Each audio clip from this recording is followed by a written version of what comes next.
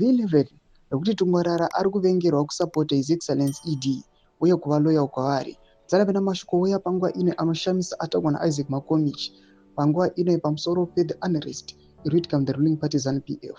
Panguva ine zvinotsobuda pachena kuti aiwa hakuswi juva rinopisa Tungwarara naTagurei vakomana mashoko avari kushandisa ari kunyatsokuonekwa kunzi vakomana ava hazvina kumira zvakanaka. Not about subscribe or like or on the bell icon.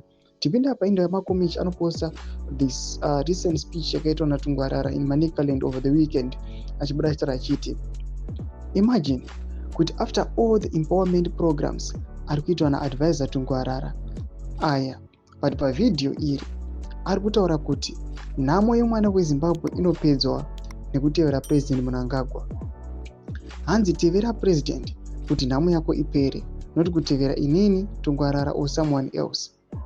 On the other side kune vari ari kutozviti comrade nhamo yapera but haazi President ED. Do the maths muchawana answer to be continued. Ndo mashoko ayaitwa naIsaac Makomichi achiti this is food for thought. Tarisai panapa kuti Tungwarara ari kuyachiti kuti nhamo ipere matambudziko apere, musambotevera inini or anyone else. Teverai President Emmerson Damzo Mnangagwa, chasa empowerment yatiri kuita under the leadership ya President ED Mnangagwa.